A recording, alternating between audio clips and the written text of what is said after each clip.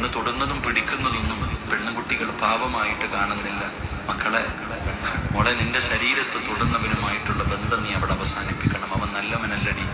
എൻ്റെ പെങ്ങളോട് ഞാൻ പറയാ, ഏതെങ്കിലും ഒരു പയ്യൻ നിന്റെ ശരീരത്ത് തൊട്ടാൽ അള്ളാണ് അവൻ നല്ലവനല്ല.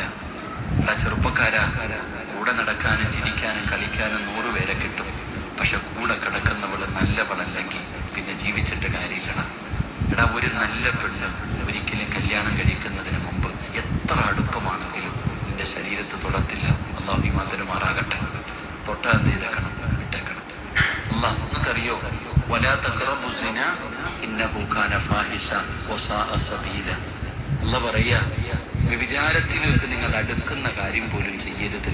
അത് വളരെ വൃത്തികെട്ട ഒരു കാര്യമാണ്. വസാഅ സബീല.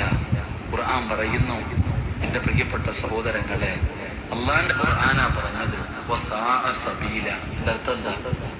അതിനർത്ഥം എന്താ? എൻ്റെ പ്രിയപ്പെട്ട സഹോദരങ്ങളെ, അത് ചെയ്യുന്നത് ക്വാളിറ്റി ഇല്ലാത്തവരാണ്. പച്ച മലയാളം ഞാൻ പറയുന്നില്ല.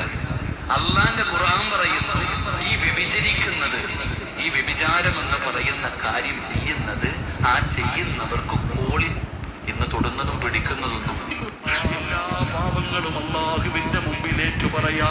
കല്ല് കുടിച്ചെങ്കില്, വ്യഭിചരിച്ചെങ്കില്, പലിശ തിന്നെങ്കില്, അഹങ്കരിച്ചെങ്കില്, ഉപ്പാനെ വഞ്ചിച്ചെങ്കില്, ഉമ്മാനെ ചതിച്ചെങ്കില്, ഭർത്താവിനെ പറ്റിച്ചെങ്കില്, എല്ലാം അള്ളാഹുവിന്റെ മുമ്പിൽ നമുക്കേറ്റു പറയാ. അള്ളാഹു ഗഫൂറാ, അള്ളാഹു റഹീമാ. എത്ര വലിയ പാപം ചെയ്താലും അള്ളാഹു പുറത്തു തരുന്നവനാ. അതുകൊണ്ട് പെങ്ങളെ, നന്നാവു മോളെ, നന്നാവു പെങ്ങളെ. ദുസ്വഭാവങ്ങൾ മുഴുവനും ഒഴിവാക്ക്. ഔറത്തു മറയ്ക്കു പെങ്ങളെ. തലമറയ്ക്കുന്നത് പെണ്ണുങ്ങൾക്ക് ഇഷ്ടമല്ല. പ്രായമുള്ള ഉമ്മമാര് വരെ തലയിൽ തുണിയിടാറില്ല.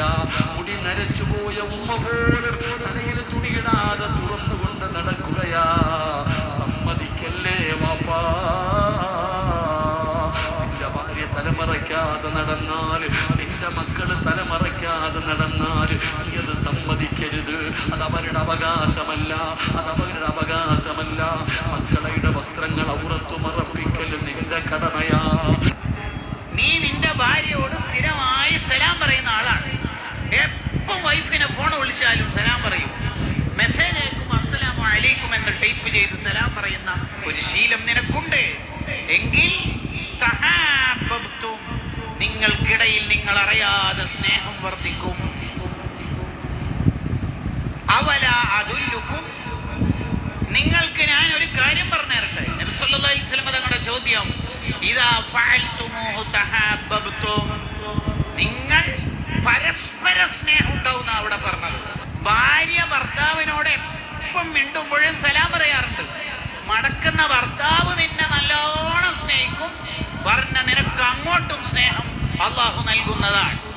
അപ്പൊ ഒരാളോട് ദേഷ്യം ഇല്ലാതിരിക്കാൻ, അയാൾക്ക് നമ്മളോട് ഇങ്ങോട്ട് സ്നേഹം വരാൻ അസ്സലാമു അലൈക്കും പറഞ്ഞാൽ മതി. അപ്പൊ നാട്ടുകാരെല്ലാവരും പരസ്പരം കണ്ടാൽ സലാം പറയുന്ന ശീലം ഉണ്ടാവണം. ഇസ്ലാം എന്ന് പറഞ്ഞാൽ സലാം സമാധാനത്തിന്റെ മതമാണ്. അതുകൊണ്ട് എല്ലാരെ കണ്ടാലും അസ്സലാമു അലൈക്കും. ഹഖുൽ മുസ്ലിമി അലൽ മുസ്ലിം, മുസ്ലിമി